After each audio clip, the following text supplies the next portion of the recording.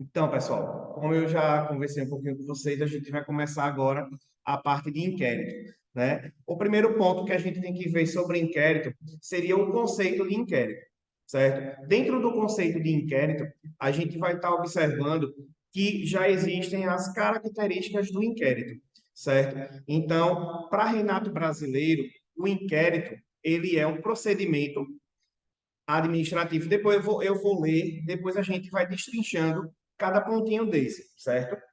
Então, para Renato Brasileiro, o inquérito seria procedimento administrativo, inquisitório e preparatório, presidido exclusivamente pelo delegado de polícia.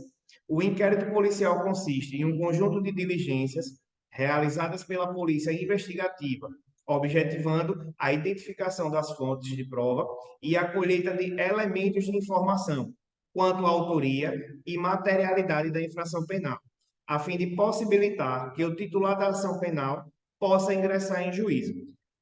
Como eu falei, dentro desse conceito de Renato Brasileiro, a gente já encontra algumas características do inquérito, certo? Então, para Renato Brasileiro, veja que ele fala que o inquérito é um procedimento administrativo. Aqui a gente já encontra pessoal, uma das do que mais é cobrado em prova, que o examinador ele tenta pegar a gente colocando que o inquérito é um processo administrativo, certo? Então a gente não pode cair mais nessa pegadinha de dizer que o inquérito é um processo administrativo. Não, processo administrativo é uma coisa, procedimento administrativo é outra coisa. Mas, Rodrigo, o que é que difere um do outro? No processo administrativo, aquele que a gente vê principalmente para apuração de alguma falta, por exemplo, de um funcionário público, nesse processo administrativo, ao final desse processo, a gente tem uma sanção. Então, aí reside a principal diferença. O procedimento administrativo do inquérito, ao final dele, a gente não vai ter uma sanção. A gente vai ter o quê? Um relatório feito pelo delegado de polícia, onde ele indica se há elementos que indiquem ou não a prática de determinado crime, certo? Então, anotem isso, essa diferença entre processo administrativo e procedimento administrativo. Eles são diferentes e a sua principal diferença reside em quê? No fato de, no processo administrativo, eu tenho uma sanção. Por eu ter uma sanção, o contraditório e a ampla defesa, eles têm que ser plenos, certo? No procedimento administrativo, não, que é o caso do inquérito. No procedimento, no inquérito, a gente não tem o contraditório e a ampla defesa plenas. A gente tem esse contraditório e essa ampla defesa mitigados. Eles são diminuídos, justamente por não haver uma sanção ao final, certo? Entenderam essa parte? Entendi. Certo? Então, continuando. Inquisitório e preparatório.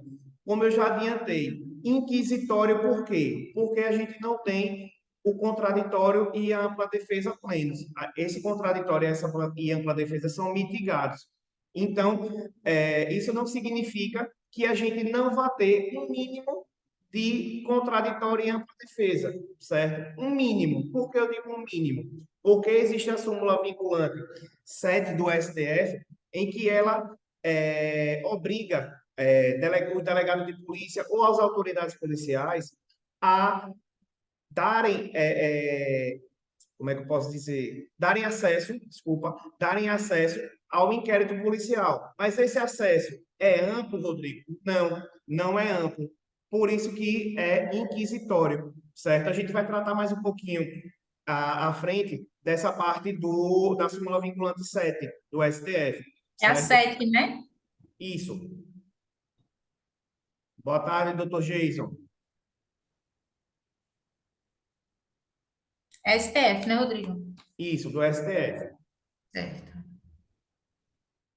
Continuando, preparatório. Por que é que a gente fala, por que é que se tem, por que é que se tem que o inquérito ele é preparatório?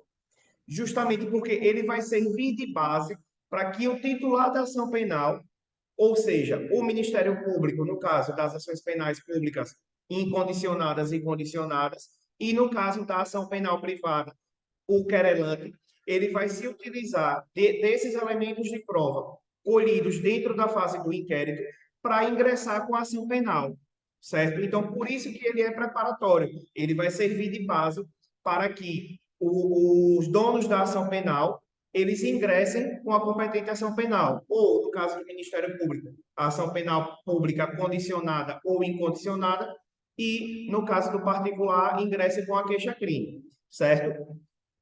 Presidido exclusivamente pelo delegado de polícia. Ou seja, o inquérito policial, só o delegado de polícia pode presidir. Rodrigo, o Ministério Público pode presidir inquérito? Não. Mas vamos prestar atenção no seguinte: o Ministério Público ele tem um procedimento específico de investigação. Ou seja, não cair na pegadinha segundo a qual da questão ela vai dizer assim, que o Ministério Público ele não tem atribuições investigativas. Isso seria verdadeiro ou falso? Falso. Por quê? O Ministério Público ele pode investigar, ele não pode abrir inquérito, ele requisita a abertura de inquérito, certo, gente? Toma cuidado para não cair nessa pegadinha. O Ministério Público ele tem atribuição de investigação, mas ele não tem atribuição de inaugurar o inquérito policial, certo?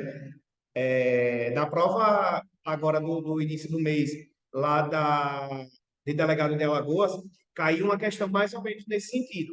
Na questão, ela dizia o quê? Que o delegado, que o Ministério Público, ele poderia abrir inquérito, certo? E depois o delegado dar continuidade ao inquérito. Essa questão, ela marcou o gabarito como certo, né, a CESP, mas, assim, foi unânime dentre os professores, né, que ingressaram com recurso contra essa questão. Por quê? Porque o Ministério Público não instaura inquérito, ele requisita a instauração de inquérito. A exclusividade de presidência do inquérito é do delegado de polícia. Certo, pessoal? Até aqui alguma dúvida? Não. Estou falando rápido demais, vocês estão entendendo? Tá Sim, tranquilo, tá tranquilo. tá ótimo. Pronto. Então vamos lá, continuando. O inquérito policial consiste em um conjunto de diligências realizadas pela Polícia Investigativa, objetivando a identificação das fontes de prova e a colheita de elementos de informação quanto à autoria e à materialidade da infração penal. Ou seja, o que é que o inquérito vai buscar? O inquérito vai buscar justamente esses elementos de prova. Vejam que para que seja instaurado um inquérito, não há necessidade de uma confirmação de autoria e materialidade, certo? O inquérito, ele é, digamos assim, na escala de 0 a 10 de prova, né, de necessidade de prova para que ele seja instaurado, ele está entre 0 e 2, certo? Para que o Ministério Público possa ajuizar a ação, por exemplo. Aí a gente já entra em uma outra escala. O Ministério Público já tem que ter uma certeza maior de que aquele crime realmente aconteceu e que foi aquela pessoa que praticou determinado crime, certo? E o juiz, ao final, quando sentencia, ele tem que ter a certeza, certo? Ou seja, vamos fazer na cabeça da gente o quê? Essa gradação. Para que o inquérito seja instaurado, a gente tem que ter os indícios de autoria e materialidade. E esses indícios vão ser colhidos durante a fase de inquérito, certo? Depois disso, o Ministério Público, para ajuizar a ação penal, ele já tem que ter o quê? Um juízo maior de certeza, certo? Não bastam simples indícios de que o crime ocorreu. Ele já tem que ter um juízo de certeza de que aquele crime ocorreu. E o juiz, ao sentenciar, ele tem que ter a certeza cabal de que aquele crime e aquela pessoa realmente são os indicados na denúncia, certo? Entenderam essa gradação? A gente tem uma gradação. O início, o inquérito, bastam indícios. A gente vai organizar esses indícios e o delegado de polícia ele vai o quê? Ou ele vai indiciar ou não o acusado, certo? O investigado, que nessa fase ainda é investigado, certo? Depois disso, o Ministério Público, na ação penal, quando ele vai intentar a ação penal, ou seja, ele vai apresentar a denúncia, ele já tem que ter uma maior certeza dessa autoria e dessa materialidade. E o juiz, ao sentenciar, ele tem que ter plena certeza disso, certo? A gente vê lá dos princípios, né, da parte processual, in dúbio pro réu, ou seja, na dúvida, o réu é absolvido. Então, o juiz, na hora que vai sentenciar, ele tem que ter certeza da autoria e da materialidade do delito, certo? E a última parte, a fim de possibilitar que o titular da ação penal possa ingressar em juízo. Como eu já falei, o inquérito ele vai ser o quê? Preparatório para que se chegue ou não na interposição ou da denúncia ou da queixa. Certo, pessoal? Um aluno uma vez me falou em sala e eu peguei esse exemplo, eu peguei essa analogia que eu gostei. Pensem no inquérito como o quê? Como uma receita de bolo. A receita do bolo, você vai o quê? Você vai pegar a receita e vai o quê? Pegar os ingredientes, não é? Para preparar o bolo. O inquérito policial é justamente esses ingredientes. Vocês vai pegar todos os elementos de prova, oitiva de possível autor do fato, possível vítima, vai se fazer um levantamento de investigativo mesmo, né? E aí, depois disso tudo, dessa receita, desses elementos que vão compor o bolo, ele entrega para o Ministério Público. E o Ministério Público vai fazer o bolo ou não, certo? Mas a receitinha, ou como é que se diz? Os ingredientes do bolo, quem vai reunir vão ser reunidos no inquérito, certo? Alguma dúvida sobre o conceito? Não. Não, tá tranquilo. Certo. Angélica, você se eu estiver falando, porque assim, só você que não é da área do direito propriamente dito aqui, né? Então, assim, se eu estiver falando muito rápido, pode falar que eu vou mais devagar, viu? Não, tá tranquilo, estou entendendo. Beleza. Pronto. Aqui são algumas observações, né? Como eu falei, eu já comentei algumas delas. Observações. É um procedimento de natureza administrativa, ou seja, ele antecede a fase judicial, certo? Não é, como eu disse, a diferença é que ele não é um processo administrativo, já que da sua conclusão não há sanção, não há uma ordem rígida da execução dos atos, porém, eles decorrem de uma ordem lógica. O que quer dizer isso, Rodrigo? O delegado de polícia, dentro da sua discricionariedade, ele não está obrigado a praticar os atos na ordem como elas estão descritas lá no Código de Processo Penal, certo? Ele pode praticar um ato que está depois, né, de um determinado ato que está acima. Por exemplo, o delegado ele não está obrigado a produzir determinada prova antes de ouvir a testemunha, certo? Ele pode ouvir a testemunha primeiro, não vai alterar a ordem, certo? Por uma questão de lógica, né? Os atos têm que decorrer de uma lógica, porque senão vai ficar sem lógica. Então, assim, o que é importante a gente saber o delegado, ele não, dentro da discricionariedade dele, ele não está obrigado a seguir a ordem que está determinada no CPP, certo? Desde que as provas decorram de uma ordem lógica, né? Não está sob o crivo do contraditório e da ampla defesa e é uma peça meramente informativa. Dessa forma, não há que se falar em nulidade do processo em virtude de vícios ocorridos durante o inquérito. Isso aqui cai muito em prova, pessoal. Eu vou passar esse material para vocês, certo? Essa última parte aqui, ela cai muito em prova. Por quê? O examinador ele vai tentar te induzir que algum vício ocorrido na fase de inquérito, ele vai viciar todo o processo penal, certo? Toda a instrução processual penal, na verdade, certo? Isso não é verdadeiro. Por exemplo, o que se pede muito em prova é que durante o inquérito policial, após o inquérito policial, constatou-se que o delegado de polícia que presidiu o inquérito é amigo ou inimigo da vítima ou do autor, certo? Então, se pergunta se esse inquérito ele foi viciado e se a instrução processual penal que foi feita toda estaria viciada em virtude disso. A resposta é não. A decisão do STF que fala que, por ser um inquérito policial meramente informativo, de natureza administrativa e não está sob o crivo do contraditório e da ampla defesa, todas as provas têm que ser produzidas e contraditadas dentro da ação penal, dentro da instrução processual penal, certo? Então, o delegado de polícia que presidiu o inquérito e era amigo ou inimigo da vítima ou do autor, para o STF, isso não gera um vício de todo o processo, certo? Entenderam? Sim. Passando para as características do inquérito policial. O inquérito policial ele é escrito, dispensável, sigiloso, inquisitivo, discricionário, oficial, oficioso, indisponível e temporário. A gente vai ver agora cada uma dessas características, uma por uma. Escrito. Todo o inquérito deve ser reduzido a termo. Ou seja, tudo o que acontecer no inquérito deve estar dentro daquela pastinha do inquérito penal, certo? Tem que ser reduzido a termo, não pode haver nada de forma oral. Mas aí a pergunta que surge é, mas Rodrigo, hoje em dia a gente tem muito inquérito que ele é feito por vídeo. O delegado filma o autor do fato, o possível autor do fato, e vai fazendo as perguntas. Isso é ilegal? Não, não é ilegal.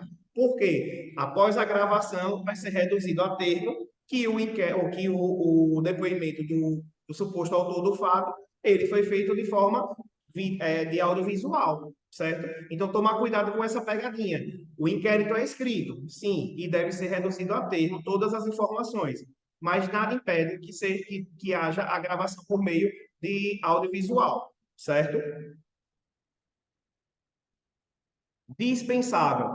Aqui, pessoal, há uma discussão, mas somente em sede doutrinária, certo? Eu vou falar a vocês, mas para a prova vocês vão levar que o inquérito ele é dispensável, certo? Uma corrente minoritária, hoje em dia, ela defende que o inquérito seja indispensável, certo? Mas a posição do STF e a posição da doutrina majoritária é no sentido de que o inquérito ele é dispensável.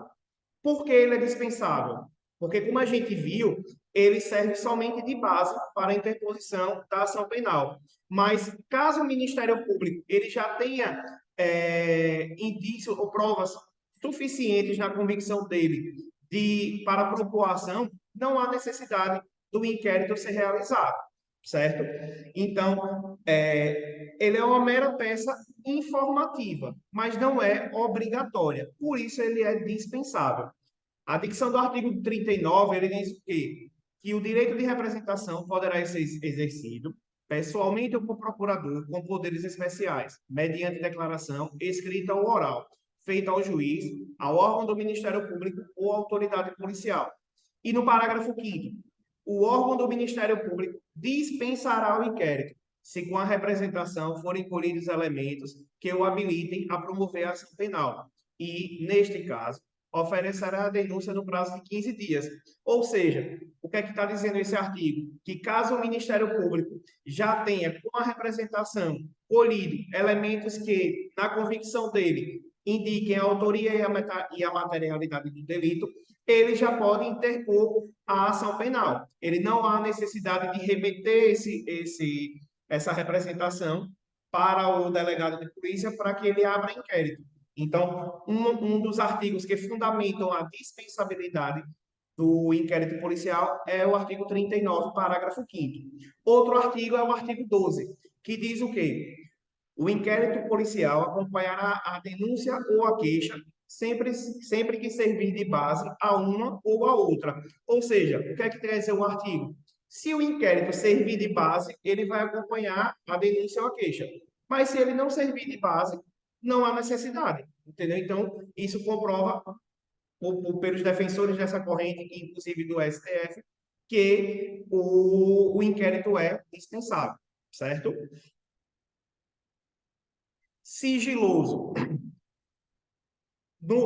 Na questão do sigilo, a gente tem que analisar o sigilo sobre duas vertentes, certo, pessoal? Uma vertente é a que a gente já sabe, já tem maior conhecimento, que é o quê? Que o sigilo, o inquérito ele deve correr em sigilo até para não atrapalhar as investigações, né? Se o investigado fica sabendo que há um inquérito contra ele, óbvio que ele vai o quê? Se desfazer de prova, ele vai apagar mensagem de celular, ele vai jogar computador fora.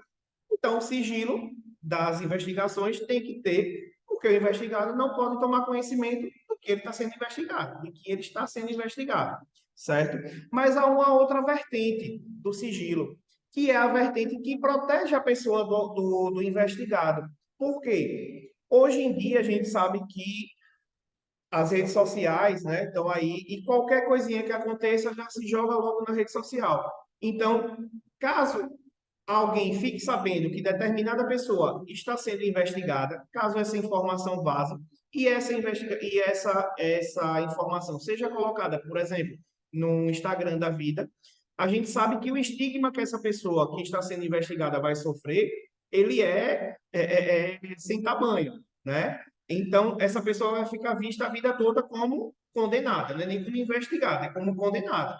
E pode acontecer até do inquérito nem dar em nada, essa pessoa nem sequer ser indiciada. Então, o sigilo das investigações, a gente pode pegar sobre esse prisma, esses dois prismas. O prisma da própria persecução investigativa, né, para que o inquérito ele atinja o seu fim, que é o quê? Colher os elementos de prova, né, de autoria e materialidade do delito, e sobre o prisma da proteção da pessoa que está sendo investigada, para ela não sofrer, né, esse estigma da sociedade, certo? Esse sigilo, ele é absoluto? Não, ó, eu falei súmula 7, não é 14, viu, gente? Desculpa. Tá aqui no material, súmula 14. Não é, esse sigilo ele não é absoluto. Por quê? Porque o advogado da parte, ele tem direito, né, a ter acesso aos elementos de informação já colacionados dentro do inquérito, certo? Então, o que é que diz a súmula 14? É direito do defensor, no interesse do representado, ter acesso amplo aos elementos de prova que, já documentados em procedimento investigatório, realizado por órgão com competência de polícia judiciária, digam respeito ao exercício do direito de defesa. Vejam que esse acesso que o defensor tem que ter, ele não é amplo, ele não vai ter acesso a todo o inquérito, ele vai ter acesso aos elementos que já estiverem documentados dentro do procedimento, certo, pessoal? Então, não tem até lógica, né, do defensor ele ter acesso a tudo que está no inquérito. Por quê? Caso já haja um despacho de requerimento para uma prisão preventiva, o advogado vai ter acesso a esse pedido de prisão preventiva? Não. Por quê? Porque senão tornaria inviável a prisão preventiva, né? Então, assim, é uma questão lógica. Isso cai muito em prova. Essa súmula vinculante 14, ela cai muito em prova, certo, gente? Então, ficar muito atento a ela. A gente vai ver nas questões depois que, tipo, várias e várias questões, elas dizem respeito a essa súmula vinculante 14, certo? Inquisitivo. Por que ele é inquisitivo? Porque não está sujeito ao contraditório e à ampla defesa, certo? Por não ter um contraditório e uma ampla defesa é, eficientes no sentido de que de amplo mesmo, de como é no processo, né? Como se dá durante a instrução processual, né? Que está com o juiz, que as perguntas são feitas pelos órgãos oficiais. Então, por isso se diz que ele é inquisitivo, certo? Pessoal, falem aí um pouquinho, tirem a dúvida, bora, interajam. E agora para mim tá tranquilo, tô entendendo Tá o que eu tô tranquilo, falando. tá tranquilo.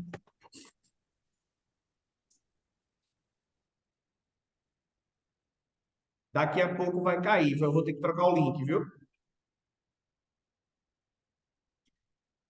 Discricionário. Por que é que se diz que o inquérito ele é discricionário? Porque lembram que lá no início a gente falou que ele é um procedimento administrativo. A gente puxando um pouquinho lá do direito administrativo, a gente sabe que existem os atos vinculados e os atos discricionários. Nos atos discricionários são aqueles que o quê? Em que pese haver a lei disciplinando, mas a autoridade ela tem uma margem de discricionariedade para praticar o ato, certo? Então, aqui é a mesma coisa. Por ser um procedimento administrativo, a autoridade policial, o delegado de polícia, ela tem uma discricionariedade de conduzir. Como a gente falou, ele pode,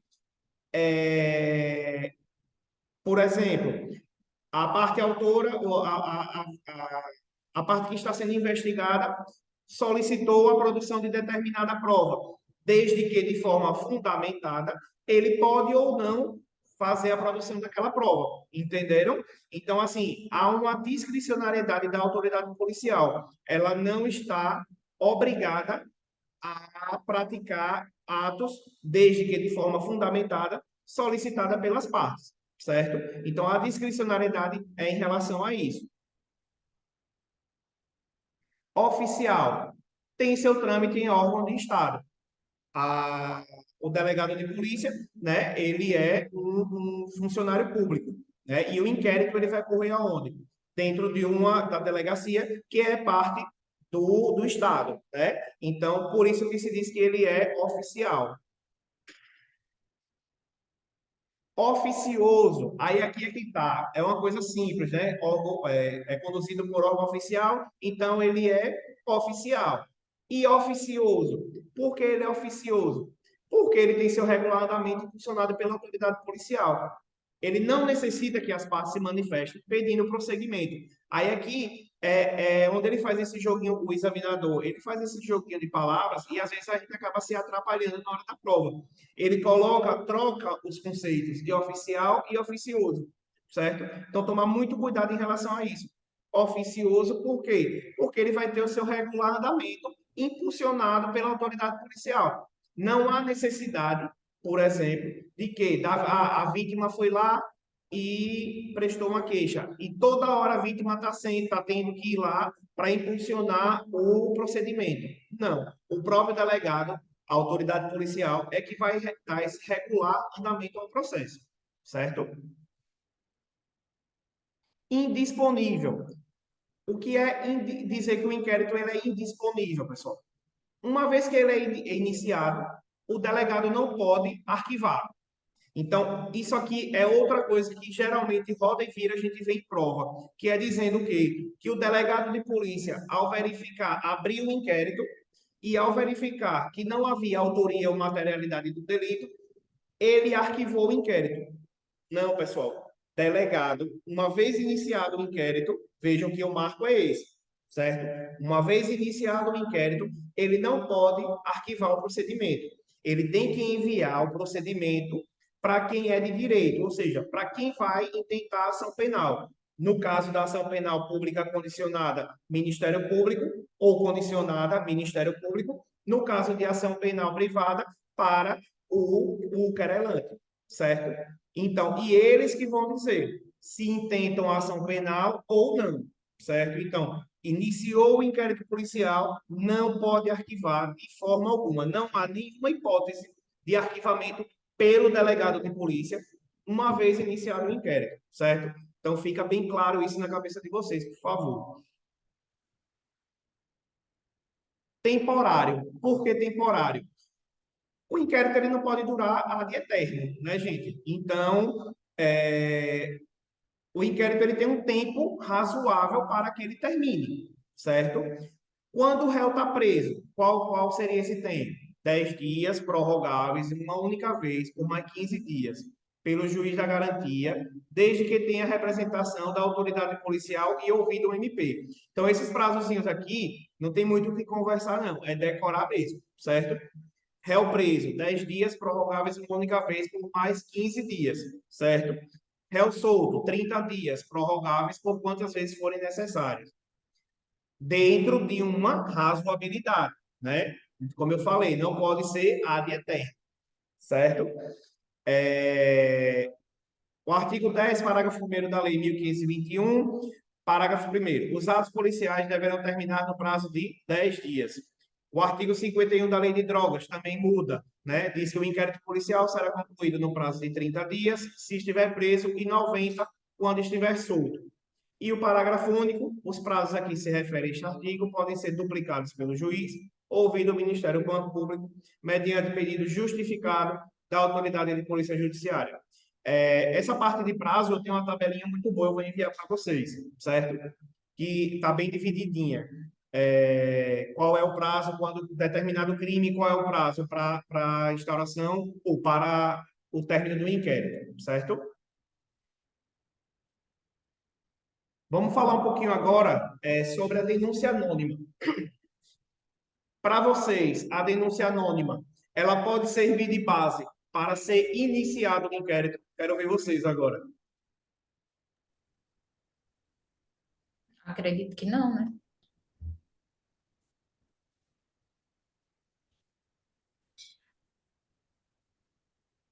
Angélica, Dani, Jason.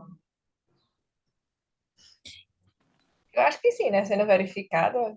Então, se for verificadas as informações, mas a denúncia apócrifa anônima, ela não só já serve de base? Então, justamente, a denúncia anônima, ela por si só, ela não pode servir de base para a abertura de inquérito, certo? Há necessidade de quê? Do que a doutrina chamou de VPI, verificação da procedência da informação, certo? Ou seja, a questão vai trazer para a gente como? Vai trazer essa informação.